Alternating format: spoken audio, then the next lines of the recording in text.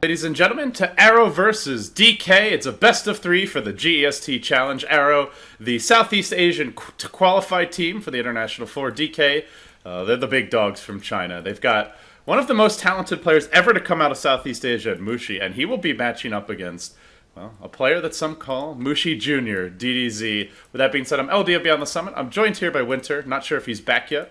Winter, you with me? Okay, he's not back yet, but we'll go ahead, we'll introduce the teams, hopefully he'll hop in soon, and, well, DK on the Radiant side, this is a best-of-3 format, single elimination, guys, loser goes home. Arrow is the only Southeast Asian team remaining in the GST Challenge. All the other matches were taken by Chinese teams, so, with that being said, Momoya, MMY, going to be playing the support Mirana, Lanham on the support Witch Doctor, Mushi handling that Ember Spirit mid. We'll have Ice Ice Ice as the offlane Universe-style Faceless Void, playing that tempo controller, Burning, on the safe lane like it. In the offlane for Arrow goes Zhang Zai, playing the Prophet, I'm probably pronouncing that wrong, DDZ on the Viper, Johnny will be your support Visage, Lance, the support, or the carry PA, and Mozone playing the Treant Protector in the safe lane. So, we are back underway. Apologies for the delays, guys. It's obviously not up to me, but the players are having some internet issues, and well, hopefully everything is resolved now. So, with that being said, sounds like Winter is making his way back. Yeah, sorry, I didn't expect it to start so quickly. Quickly is not the word I would use, man. How do you pronounce the Nature's Prophet name, by the way? Xiangjai. Shangjai. Yeah. Okay. Roughly like something like that. Okay. I think I said Zhangzai, but it's okay. Shangjai. Gotcha. I'll work on that. Yeah, you're doing a good job, don't worry. Relax, I'm doing fine. Is that what you're saying? Middle lane, they're gonna try shoot an arrow. Like, MMY. Oh, no. That is a very difficult angle, and DDZ is playing it nicely, positioning-wise. Careful what you claim. Well, especially in daytime, those arrows are hard to hit. You just see them coming from so much farther away. Either you go from this angle, from daytime, like behind. Denied. Yeah, well, especially with these Treant illusions here now. But at Momoya will just keep on moving around, searching for a better direction, and you see DDZ just casually rotating himself around as well. He has to help. He has to help Mushi land an arrow. Otherwise, the lane is not. It's quite a difficult lane for him. But he's still ahead in the CS so far. You know what I realized is weird about the zooming out? You lose your audio when you zoom out. Like, I guess if you zoom out twice, the audio just gets really distant. That's why it's so weird.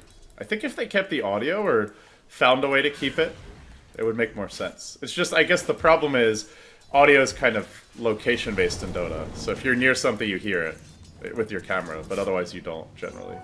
I don't know. It's just very strange. The new update, a lot of stuff different, but ISOS is getting a lot of levels so far from the offlane. It's a poor match. He started with a poor match, it's like, he's gonna be 3.5 levels right now after this wave dies. That's the thing with the offlane Void is he's so tanky. Even though you look at Void, it's like, oh, this hero has bad strength gain. His base strength is okay, and he's got ridiculously good armor. Poor man's shield makes him tanky already, and then he's got backtracks evasion and time walk. So he's one of the hardest offlaners to gank in the game, to be honest. Yeah, he has survivability. He's tanky. Yeah. Obviously, he's not going to farm a lot. You know, he's gotten 6 CS, which is better than what you would normally expect to see. It's really good. Yeah. 6 CS is really good at this point. I mean, he's not going to, like, free farm the lane or something. He's not going to get as much as, say, a Tidehunter might, but he's going to get plenty. And just getting the levels is the main thing here for the Void. What do you think about offlane PA then? Can farm a lot with the dagger. Offlane PA doesn't offer you anything after that. Dagger, stifling dagger. Well, I mean, the thing is the dagger's not that good for farming until you get a couple levels. Like, level 1 dagger's not that good. Level 2 is okay. It's really good at level 3. 60 damage at level 1 is decent though, for last hit. Yeah, it's just the cooldown is the bigger thing though. Like, the cooldown is quite long at the... Oh wait, no, did they change it? I thought it used to scale. No, maybe I'm wrong. I thought the cooldown used to scale. I think they changed it recently. I'm not sure. I don't play the hero too much. Yeah, I have not played her since some of the changes, so I could have sworn it used to have a much longer cooldown at the early levels. But yeah, I guess with that change, then maybe the offlane PA is more legit. We'll have to see. But looking at the current pace, like DK is getting farm on all their lanes. Basically, middle top Lycan is so far ahead of the PA. Maybe the pings are affecting his last hitting a lot, or it's just like the void disrupt. I don't think the void is actually disrupting a lot of his farm. Yeah, PA 18 and Bottom lane. 5, but well, here goes the dive on Shangzai, and he will go down in the end. First blood to DK. Now they'll work on the tower. So level 5 on the Lycan. He's already got the level 3 wolves, and Burning applied a lot of pressure to this bottom lane. Lanham has opted to skip the heal entirely. We've seen most Witch Doctor players prefer to, like, for example, Zai will almost always max it first, but Lanham going for the more aggressive killing build here, and well, so far it seems to be paying off. I think they need the Maledict. The main reason is to go through the tree and leaving armor when they're trying to kill the prophet. That's really good against the armor. Yeah, also noticing the cask works really well against the prophet. If he doesn't spread his trees well, then you just throw a cask and it instantly shuts them down. That's gonna be a really quick 2 towers for DK. Yeah, we'll see Burning grab a very fast Midas. Oh, middle lane. Man fight! DDZ, he gets the living armor. Now Mushi forced to run. One more auto attack. Ah! Wow, that was 3 close. HP. Even with the Nether Toxin bonus damage, he's just barely short. That was very close. He actually gone for a really aggressive skill build. He was Two nether short. to- Oh, sorry, go ahead. 2 nether toxin and 3 poison. Yeah. This is... The other he was short mana for the last poison attack. If he had the last poison attack, he would have gotten the kill, but he just got mana for it right after the auto attack. Yeah, Mushi had haste. Just run away. It's very dangerous against Viper, where you think you're winning the fight and then the Nether Toxin starts stacking up and he gets the maximum bonus damage, and all of a sudden he's almost taking like half your HP with each auto attack. Yeah. And Mushi is gonna find a DD rune at bottom. His teammate's gonna help him with it. But so far, I still think it's really good. Looking really good for DK. 2 towers and every lane is getting a lot. It's like decent for the void on the off lane. No, Lanham is rotated around top. They do have the Chronosphere. Maybe they want to go for a kill here. Johnny's, actually, he's sitting pretty far back now, hiding on the side shop. And obviously the PA is not the ideal target. But we'll see if they try to go on him anyway. Living Armor is there in reserve if they need it. 3 heroes rotate mid, and well, they'll try and make 2 plays at once, I guess. But Arrow middle lane. They're gonna go in soon. Yeah, They see Arrow him are with the getting ward. pushed. They're getting pushed hard by the double damage rune up on Burning now. And the tier 1's under serious pressure mid lane. Will keep on slicing away at it. MMY right-clicking as well. And looks like DDZ is unable to get in close. Now Lanham finds 2. He can cast this one. It actually would have bounced okay if they got the vision. But, well, they'll just wrap around mid. Meanwhile, they do jump on DDZ. And, well, multiple fights breaking out here. As they find the Viper, they isolate him with the Maledict damage. He drops very quickly. And Arrow just getting run over. They've given up 2 towers. They're not getting anything in return. And Ice just keeps the pressure up top on the PA while the push continues mid. DK are just rolling up the map. We're 7 minutes in, and I feel like Arrow's just almost forfeiting the game. They're just not doing anything. Yeah, the void has 23 last hits and the PA has 33. He's doing really well. And they're not putting Another pressure tower. anywhere. Like, they're not threatening the void. 7.5 minutes, 4 towers. That's like every tower per 2 minutes. I mean, we did discuss how you mentioned how Arrow doesn't really have good counter push, but they also just haven't done anything. They sat top lane with the tree. They didn't pressure any of the lanes. It's like they just expected DK would just sit back and trade farm with them for the first 10 minutes. Oh no, they're gonna try and put Lance in a corner. Oh no, the void! Gets caught out by Ice. Now the Arrow follows this one up, and inside that Chrono, the evasion is useless. Now will be finished off by the Maledict damage. Meanwhile, Courier tanking a tower shot as boots, but one Johnny's up in going trouble. down. Yeah, Johnny has Grave Chill though, and with that, it's enough to get him out. It looks like. Almost lost the Courier though. Did take a tower shot there. It's looking really bad for them right now. Arrow. They're down 10k in 8 minutes. That's about as bad as it can. Okay, that's really bad. That's like an almost like you could just call GG, man. That is so hard to come back from. They'll try now, but Johnny gets caught too. It's too passive. I mean, the way they played the early game. Yeah, They were just waiting. I agree. I actually thought they were going to run the PA mid and run the Viper safe lane and just get the PA a lot of levels so she Yeah. could start ganking early. Maybe even like because like you put the PA middle, if you roam the Treant, there's a chance you can get a kill on the Ember. There's a good chance.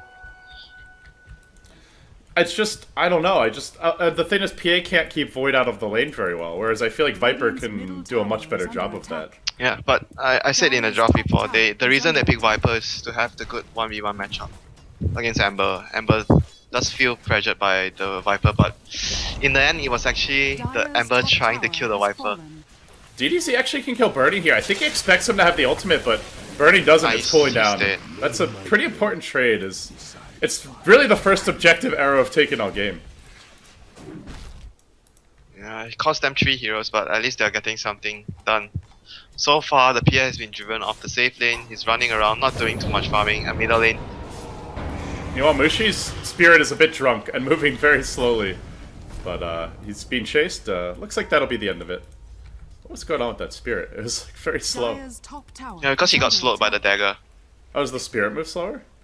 Yeah, if your original hero gets slowed, the spirit is slowed as well. Huh. That's not in the tooltip, is it? It used to be like this all the while. Like it follows your hero's move speed. That's why at the start of the exercise going middle. Mozon's gonna get caught out, and well, with the Maledict here, it's an easy clean-up kill for Mushi. Slides in with the double damager and secures it, and now DK, they can just cinch the noose, go for Roche, and that seems to be the plan. But yeah, I learned something. They new might today. actually end the game really quick. Yeah, if you get slowed like Venom, Gale, or anything, your spirit moves really slow. If you get SMY drums like Basewood, you move really quick and your spirit will move really quick, based on the hero's movements. And we'll have a disconnect from the Prophet, though. To be honest, I don't know if his presence in the game would change much, man. They're losing Roche now. It's 11 minutes in. I think DK is just gonna go high ground. Like, I don't even think they need to wait. The game will be over pretty soon. It's very, very difficult for like they don't have counter push, and without a good advantage, I mean the early game, they just can't defend. Okay, says Bushi. Imagine the push coming into your tier 3 and your Treant and Visage still doesn't have their ultimates. Well, we waited 30 minutes for this one. We've waited almost 40 minutes, I guess, for this 11 minutes of gameplay. But it's been brutal. It's been very one-sided. And you mentioned coming into this match that Arrow's not been playing very well recently. You don't think they're very strong. Do you expect them to play better than this at TI? Do you think they're just going to get run over by most of the top teams? Or what's your overall outlook on them? They're pretty young though. I don't know how well will they do doing TI. It's hard to say, but most of the teams there are much more experienced than them. And during the beginning of the year, they actually not beginning of the year, maybe 2 months ago to be exact, 2 or 3 months ago, they were playing much better. Recently, after like winning the TI qualifiers, they weren't really playing as well as they would want to. What do you attribute that to? I heard they were having a lot of trouble getting visas, and they weren't training as much because of the visa issue. Have they obtained them yet, or are they still trying to get them? I don't know. I haven't heard. They actually applied for their visa faster than me, but I got my visa faster than them. Well, is it all of the players having trouble, or is it just certain? Four of the 5 didn't get their visas. Okay. Well, I guess that's the good news for Valve with this new wildcard format, is they have a lot of backup teams. If someone doesn't make it, they have other teams to fill in. Yeah, but it's really bad if they don't make it. They are a very young team. It's a good experience for them if they make it there to TI, regardless of how they do at the event. Yeah, it'd be a shame if they don't get to go though. It's only happened the one other time with TI2 MUFC. Yeah, because of we need not repeat because of what? The person expresses severe guilt for that. Severely regrets his action.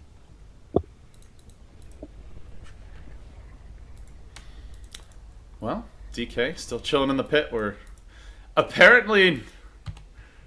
closing on the hour mark here, I guess, but it doesn't look good for Arrow in game number 1. Yeah, they basically, I think like they needed, like the main thing is like they needed with their draft, they needed to get something done early on, but when you sit and trade against DK's greedy heroes, you just get punished. Well, Johnny finally reconnects. Let's see if Arrow will give it a shot. But it's a long shot. Mamaya has face boot and 2k gold. Yeah. Well, they've taken 5 towers, so I guess everyone's gonna be rich at this point. Yeah. Even the Witch Doctor's got 3k. Dagon? No.